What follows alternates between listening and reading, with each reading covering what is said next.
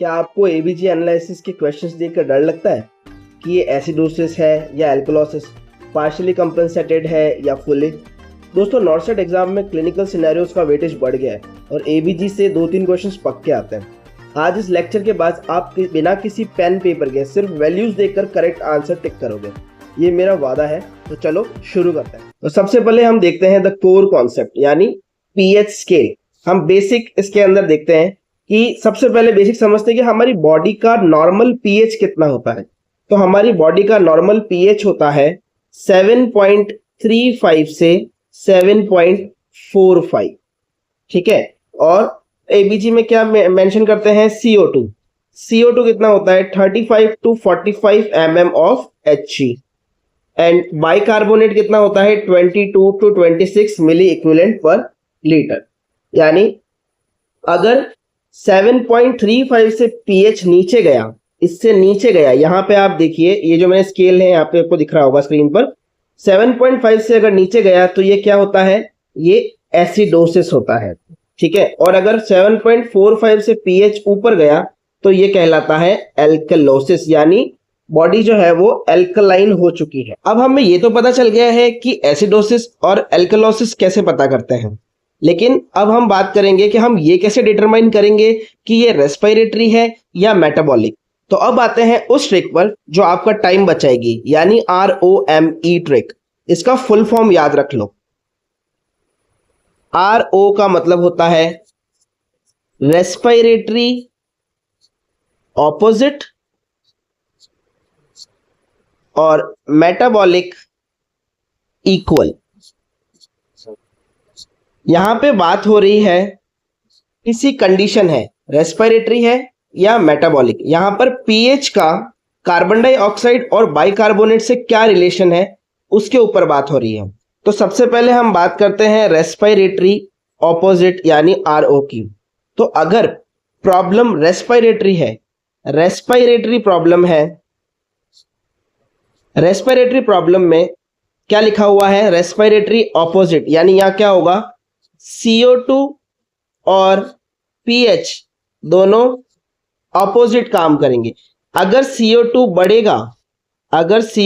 बढ़ेगा तो pH क्या होगा? pH कम होगा, ठीक है। pH कम होगा, इसका मतलब क्या होगा? एसिडोसिस। और CO2 बढ़ रहा है यानी रेस्पिरेटरी। अगर आपको दिखे कि CO2 बढ़ा हुआ है और pH कम है तो ये कंडीशन क्या होगी? रेस्पिरेटरी कंडीशन होगी।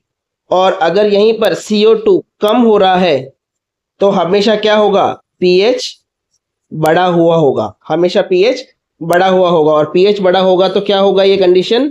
Alkalosis, respiratory alkalosis. नेक्स्ट हम बात करते हैं ME, मेटाबॉलिक इक्वल। यहां पर क्या होता है? यहां पर pH और बाइकार्बोनेट दोनों एक साथ चलते हैं। अगर बाइकार्बोनेट बढ़ेगा तो pH भी बढ़ेगा। अगर बाइकार्बोनेट कम होगा तो pH भी कम होगा, यानी pH कम होगा यानी एसिडोसिस। तो एसिडोसिस की कंडीशन में क्या होता है? हमेशा बाइकार्बोनेट कम होता है। और एल्कलोसिस की कंडीशन में हमेशा बाइकार्बोनेट बढ़ा हुआ दिखाई देगा। बस ये अपोजिट और इक्वल का खेल है दोस्तों। स्टूडेंट सबसे ज्यादा गलती करते हैं कॉम्पनसेशन में, ठीक है। तो अब इस टेबल को ध्यान से देखिए। इस टेबल को अगर आपने मेमोराइज कर लिया तो आप किसी भी एबीजी एनालिसिस के क्वेश्चन को 5 सेकंड के अंदर सॉल्व कर लेंगे। तो यहाँ पे आप देखते हैं कि अनकंपनसेटेड, पार्शियली कंपनसेटेड और फुली कंपनसेटेड की कंडीशन में पीएच, CO2 और SCO3 की क्या कंडीशन होती है, ठीक है। तो अनकंपनसेटेड के अंदर हमेशा पीएच जो है वो एबनॉर्मल रहेगा, ठीक है। और CO2 या SCO3 दोनों में से कोई एक चीज नॉर्मल रहेगी। या तो CO2 एबनॉर्मल रहेगा या फिर SCO3 एबनॉर्मल रहेगा। अगर CO2 एबनॉर्मल रहा तो रेस्पिरेटरी कंडीशन है, और बाइकार्बोनेट डल रहा तो मेटाबॉलिक कंडीशन है। ठीक है, पार्शियली कंपेंसेटेड की कंडीशन में तीनों ही वैल्यूज एबनॉर्मल रहेगी। तीनों ही वैल्यूज क्या रहती है? एबनॉर्मल रहती है।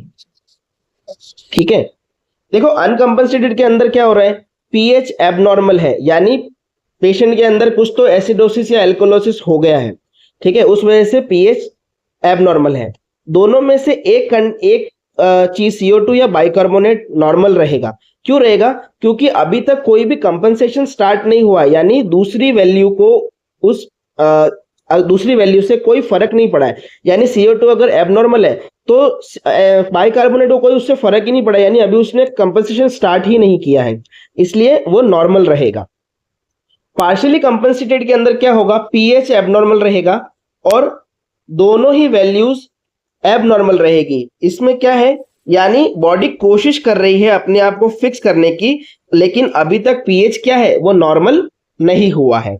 ठीक है, और फुली कंपनसेटेड के अंदर क्या होगा? पीएच क्या हो जाएगा? पीएच हो जाएगा नॉर्मल, और कार्बन डाइऑक्साइड और बाइकार्बोनेट हमेशा क्या रहेंगे? एबनॉर्मल। ठीक है, यहां पर क्या हो गया है? यहां पर पीएच जो है वो नॉर्मल कंडीशन पे आ गया है। CO2 और SCO3 दोनों एबनॉर्मल है, इसका मतलब बॉडी ने फाइट करके बैलेंस अचीव कर लिया है। अब हम क्या करेंगे? नेक्स्ट इसके अंदर सिनेरियोज देखेंगे कि कैसे कैसे सिनेरियोज आते हैं। ठीक है, उससे पहले हम फ्रेंड्स ये बात कर लेते हैं कि सबसे ज्यादा एग्जाम में फुल कंपनसेशन का क्वेश्चन जो आता है उसमें लोग कंफ्यूज होते हैं।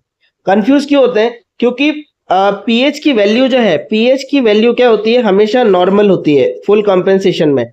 लेकिन अब यहाँ पे दे दिया 7.35 से 7.45 दे दिया है। इसके अंदर अगर ये दे दिया 7.32, यानी ये तो नॉर्मल रेंज में है, नॉर्मल रेंज में तो है, लेकिन हम ये कैसे डिटरमाइन करेंगे कि ये एसिडोसिस है या एल्कलोसिस है? ये डिटरमाइन कैसे करेंगे? तो उसके लिए हमको क्या करना पड़ेगा? एक टारगेट रेंज होती है, यानी 7.40 ये एक टारगेट पॉइंट है,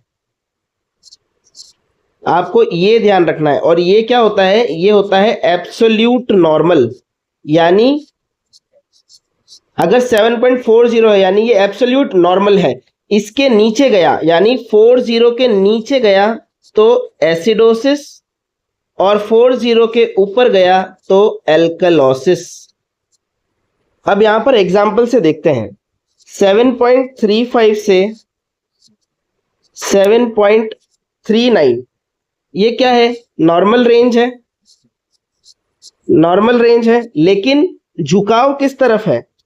झुकाव किस तरफ है? झुकाव है एसिडोसिस की तरफ। ठीक है, 7.40, 7.45, 7.35। ठीक है, तो 7.35 की इस तरफ क्या होता है? एसिडोसिस, और 7.45 से ज्यादा क्या होता है? एल्कलोसिस। ठीक है, और हमको टारगेट पॉइंट रखना है 7.40। टारगेट क्या रखना है? 7.40। ठीक है, तो अगर इस तरफ आ रहा है कोई भी वैल्यू, इसके 7.40 के इस तरफ आ रही है तो वो क्या होगी? एसिडोसिस, और इस तरफ आ रही है तो क्या होगी?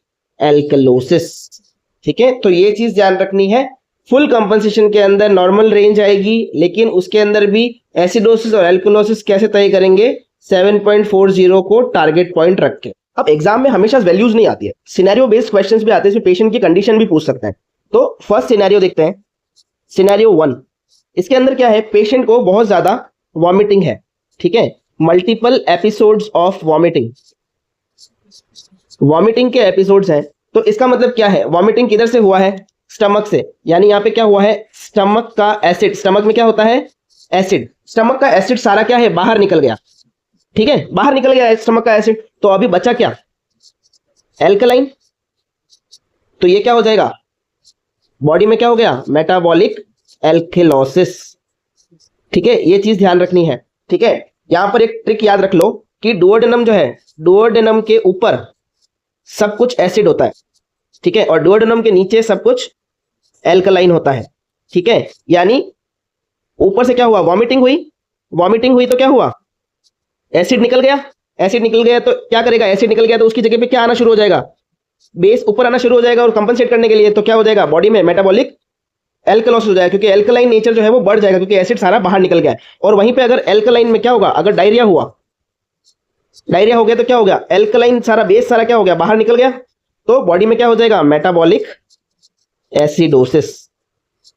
ये चीज आपको ध्यान रखनी है, ठीक है। दूसरा एक और सिनेरियो अपन देख लेते हैं। दूसरे सिनेरियो में क्या है, दूसरा सिनेरियो ये है कि एक सीओपीडी का पेशेंट है, ठीक है। वो सांस जो है वो ठीक से नहीं ले पा रहा है, सांस ठीक से नहीं ले पा रहा है, इसका मतलब CO2 क्या है, CO2 बॉडी के अंदर भर रही है तो बाहर नहीं निकाल पा रहा है, तो CO2 का क्या हो रहा है, रिटेंशन हो रहा है, CO2 रिटेंशन हो रहा है। इसका मतलब बॉडी में CO2 जमा हो रही है, CO2 जमा हो रही है मतलब CO2 का लेवल जो है वो बॉडी में बढ़ रहा है। और हमको ROME से याद है, क्या याद है कि जब CO2 बढ़ता है तो pH हमेशा कम होता है, और pH कम होता है तो क्या होता है, एसिडोसिस। और CO2 बढ़ रहा है यानी रेस्पिरेटरी एसिडोसिस यहां पर देखने को मिलेगा, ठीक है। नेक्स्ट एक और सिनेरियो हम देखते हैं, सिनेरियो 3। इसके अंदर क्या है, इसमें एक पैनिक अटैक का पेशेंट है, ठीक है। एक पेशेंट है जिसको पैनिक अटैक आया है, ठीक है। पैनिक अटैक वाला पेशेंट क्या करता है, बहुत तेज तेज सांस लेता है। बहुत तेज तेज सांस लेने को क्या बोलते हैं, हाइपर वेंटिलेशन। अब हाइपर वेंटिलेशन कर रहा है, इसका मतलब सारी की सारी CO2 क्या हो गई, सारी की सारी CO2 बाहर चली गई, ठीक है। यानी CO2 क्या हो गई, CO2 कम हो गई। CO2 कम होती है तो क्या होता है, pH बढ़ जाता है। वही ROME की ट्रिक, रेस्पिरेटरी ऑपोजिट, यानी CO2 कम हुआ तो pH बढ़ेगी, यानी क्या हो गया यहां पर, रेस्पिरेटरी एल्कलोसिस। pH बढ़ता है तो क्या होता है, एल्कलोसिस। तो ये क्या हो गया, रेस्पिरेटरी एल्कलोसिस। अब हम कुछ क्वेश्चंस देखते हैं जो एग्जाम में आ सकते हैं और उनको सॉल्व करने की कोशिश करते हैं। तो फर्स्ट क्वेश्चन है, एक पोस्ट ऑपरेटिव पेशेंट है। अब आपको यहाँ पे ध्यान क्या रखना है, आपको वैल्यूज भी ध्यान रखनी है और पेशेंट की कंडीशन क्या है वो भी ध्यान रखनी है, उससे भी आइडिया मिलेगा। पोस्ट ऑपरेटिव पेशेंट है, after 24 hours of post abdominal surgery morphine receive कर रहा है फॉर पेन, ठीक है। पेशेंट ड्राउजी है, पेशेंट का RR दे रखा है 10 ब्रेथ्स पर मिनट। ABG किया, ABG में उसका pH क्या आया, pH है 7.28, CO2 है उसका 55 और बाइकार्बोनेट है 25। यहां पे हम देखेंगे कि pH क्या है, सबसे पहले हमको देखना है pH, ठीक है। pH क्या है इसका, 7.35 से 7.45 नॉर्मल होता है, यानी pH क्या है, pH लो है, ठीक है। pH लो है तो यहां पे हमको पता चल गया ये क्या है, एसिडोसिस, ठीक है। अब हमको ये देखना है कि ये रेस्पिरेटरी है या एल्कलोस या एल्कलाइन है, सॉरी या मेटाबॉलिक है। तो उसके लिए क्या करेंगे हम, उसके लिए हम pH को इन दोनों दूसरी वैल्यूज से कंपेयर करेंगे। SCO3 क्या होता है, नॉर्मल वैल्यू 22 से 26, तो ये क्या है, ये नॉर्मल के अंदर है, क्या है, नॉर्मल है, ठीक है। और CO2 क्या है, 35 से 45 होता है, 35 से 45, CO2 कितना है, 55 है, यानी ये CO2 क्या है, बड़ा हुआ है, ठीक है। CO2 बड़ा हुआ है, यानी ये कंडीशन क्या है, ये है रेस्पिरेटरी एसिडोसिस। लेकिन अब बात करते हैं कि कंपनसेशन पूछ लिया, तो हमने क्या देखा है इसमें, कंपनसेशन में एसिडोसिस क्या है, यहाँ पे क्या pH क्या है, एबनॉर्मल, pH एबनॉर्मल है, CO2 एबनॉर्मल है और बाइकार्बोनेट नॉर्मल है।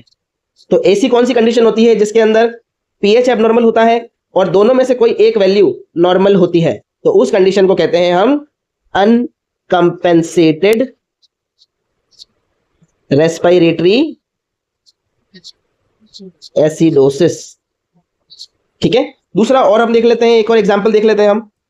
दूसरा एग्जांपल है, एक डायबिटिक पेशेंट है, ठीक है। डायबिटिक पेशेंट है, टाइप 1 डायबिटीज का पेशेंट है, नोजिया और फ्रूटी स्पेलिंग ब्रेथ के साथ में आया है, ठीक है।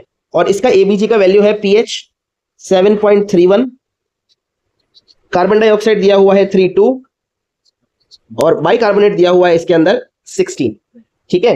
तो यहां पर pH क्या है, 7.35 से 7.45 होता है, ठीक है। यानी ये क्या है, कम है, कम pH है, इसका मतलब क्या हो गया, एसिडोसिस, ठीक है। एसिडोसिस है, ये हमको समझ में आ गया। CO2 क्या होता है, 35 से 45 होता है, तो यहां पर CO2 क्या है, CO2 भी कम है। बाइकार्बोनेट कितना होता है, 22 से 26, तो यहाँ पर बाइकार्बोनेट भी क्या है, बाइकार्बोनेट भी यहाँ पे कम है। ठीक है, अब हमको एसिडोसिस तो पता चल गया, लेकिन अब हमको ये पता करना है कि रेस्पिरेटरी है या मेटाबॉलिक। तो हम यहाँ पर कौन सी ट्रिक लगाएंगे, हम यहाँ पे ट्रिक लगाएंगे रेस्पिरेटरी अपोजिट मेटाबॉलिक इक्वल। तो देखो SCO3 भी कम हो रहा है और पीएच भी कम हो रहा है, पीएच भी क्या है, पीएच भी कम है और SCO3 भी कम है। तो मेटाबॉलिक में क्या होता है, हमेशा बाइकार्बोनेट और पीएच एक साथ मूव करते हैं एक ही डायरेक्शन में। तो ये क्या है, ये है मेटाबॉलिक एसिडोसिस, मेटाबॉलिक एसिडोसिस। ठीक है, और यहां पर क्या है पीएच। अब बात करते हैं कंपेंसेशन की। तो कंपेंसेशन में हम बात करेंगे तो पीएच क्या है, एबनॉर्मल, CO2 एबनॉर्मल है, बाइकार्बोनेट एबनॉर्मल है। ऐसी कौन सी कंडीशन है जिसके अंदर तीनों की तीनों वैल्यूज एबनॉर्मल होती है, तो वो कौन सी कंडीशन होती है, that is partially compensated metabolic acidosis. ठीक है, तो सिर्फ दो ट्रिक याद रखनी है, एक वो टेबल याद रखना है आपको जिसके अंदर आपको पता रहेगा कि कौन सी कंडीशन में कौन सी चीज एबनॉर्मल रहती है और कौन सी चीज नॉर्मल रहती है, और दूसरा ये ROME वाला ट्रिक याद रख लिया तो 5 सेकंड के अंदर आप पक्का कर लोगे, आपका क्वेश्चन सही हो जाएगा। एक और देख लेते हैं हम इसके अंदर, एक और देख लेते हैं। एक पैनिक अटैक का पेशेंट है, पैनिक अटैक आया है पेशेंट को। ठीक है, ABG के अंदर वैल्यूज क्या है, पीएच दे रखा है 7.52, CO2 दे रखा है 28 और बाइकार्बोनेट दे रखा है 24। ठीक है, तो यहां पर पीएच क्या है, पीएच 7.35 से 7.45, यहां पर पीएच क्या है, हाई है। CO2 35 से 45 होता है, यहां पर CO2 क्या है, CO2 लो है। बाइकार्बोनेट 22 से 26 होता है। ठीक है, तो यहां पे क्या है, बाइकार्बोनेट नॉर्मल है। ठीक है, नॉर्मल रेंज में है। तो पीएच बढ़ा हुआ है तो क्या होगा, ये पीएच बढ़ा हुआ है तो एल्कलोसिस। बाइकार्बोनेट नॉर्मल है लेकिन एबनॉर्मल क्या है, CO2, तो रेस्पिरेटरी एल्कलोसिस। वही ROME वाला मेथड, रेस्पिरेटरी ऑपोजिट। देखो CO2 कम हो रहा है तो पीएच बढ़ रहा है, ये ऑपोजिट काम कर रहे हैं। अब बात करते हैं कंपेंसेशन की। तो देखो पीएच क्या है, पीएच एबनॉर्मल है, CO2 एबनॉर्मल है और बाइकार्बोनेट, बाइकार्बोनेट क्या है, नॉर्मल है। ठीक है, इस कंडीशन में क्या हो रहा है, इस कंडीशन में दो पीएच एबनॉर्मल है और दोनों में से एक वैल्यू क्या है, नॉर्मल है। तो ये क्या हो गया, अनकंपेंसेटेड रेस्पिरेटरी एल्कलोसिस। अब एक कंपेंसेटेड वाला एग्जांपल देख लेते हैं, लास्ट कंपेंसेटेड वाला देख लेते हैं। एक क्रॉनिक स्मोकर है। ठीक है, उसका ABG किया है, ABG में वैल्यूज क्या है उसकी, पीएच है 7.36, CO2 है उसका 62 और बाइकार्बोनेट है उसका 35। ठीक है, तो हमको क्या पता है, पीएच यहां पर क्या है, 7.35 से 7.45 है। ठीक है, तो ये नॉर्मल रेंज में है, नॉर्मल रेंज में है, लेकिन टारगेट वैल्यू क्या है हमारी, टारगेट वैल्यू होती है 7.40। तो ये 7.40 से क्या है, कम है, कम है, तो ये क्या होगा, एसिडोसिस। ठीक है, 7.40 से कम है तो ये एसिडोसिस हो जाएगा। अब देखते हैं रेस्पिरेटरी है या मेटाबॉलिक। तो CO2 क्या है, CO2 बढ़ा हुआ है, 35 से 45 होता है, 62 यानी बढ़ा हुआ है CO2। ठीक है, बाइकार्बोनेट 22 से 26 होता है, बाइकार्बोनेट भी क्या है, बढ़ा हुआ है। ठीक है, बाइकार्बोनेट भी बढ़ा हुआ है। ठीक है, अब यहां पर हम देखते हैं कि ये रेस्पिरेटरी है या मेटाबॉलिक है। ठीक है, तो अब यहां पर हम वापस कौन सी ट्रिक यूज करेंगे, ROME। यानी देखो पीएच क्या हो रहा है, कम हो रहा है, तो पीएच कम हो रहा है तो इस पीएच कम होने के साथ में CO2 बढ़ रहा है, यानी क्या हो रहा है, ये दोनों एक दूसरे के ऑपोजिट काम कर रहे हैं। तो ये क्या हो गया, ये हो गया आपका रेस्पिरेटरी एसिडोसिस। ठीक है, और बाइकार्बोनेट भी बढ़ रहा है, पीएच कम हो रहा है, बाइकार्बोनेट बढ़ रहा है, तो ये साथ में काम नहीं कर रहे हैं। अगर ये मेटाबॉलिक होता तो ये मेटाबॉलिक होता तो क्या होता, दोनों साथ में बढ़ रहे होते। ठीक है, यहाँ पे ये दोनों साथ में चल रहे होते हैं, लेकिन यहाँ पे क्या हो रहा है, दोनों अपोजिट डायरेक्शन में काम कर रहे। तो अपोजिट कौन होता है, रेस्पिरेटरी एसिडोसिस। और यहाँ पर क्या है, पीएच, पीएच क्या है, pH is normal, pH normal आ गया है और दोनों ही दूसरी वैल्यूज क्या है, एबनॉर्मल। जब दोनों ही वैल्यूज एबनॉर्मल होती है और पीएच नॉर्मल होता है तो उस कंडीशन में क्या होता है, फुली कंपेंसेटेड रेस्पिरेटरी एसिडोसिस। ठीक है, तो मुझे लगता है कि आपको इससे समझ में आ गया होगा इन एग्जांपल से। ठीक है, अगर ये आपको वीडियो हेल्पफुल लगा हो तो लाइक करें और अपने नर्सिंग ग्रुप्स में शेयर करें। मिलते हैं अगले लेक्चर में। All the best for नॉसिट।